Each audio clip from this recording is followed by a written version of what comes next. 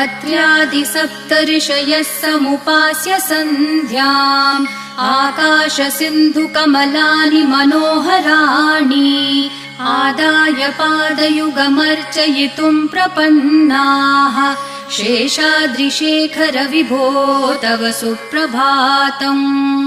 पञ्चाननाब्ज भव षण्मुखवासवाद्याः त्रैविक्रमादिचरितम् विबुधास्तुवन्ति भाषापतिः पठति वासरशुद्धिमारात् शेषाद्रिशेखर विभो तव सुप्रभातम्। ईषत्प्रफुल्लसरसीरुहनारिकेलपूगद्रुमादिसुमनोहरपालिकानाम् आवाति मन्दमनिलः सह दिव्यगन्धैः शेषाद्रिशेखर विभो तव सुप्रभातम्।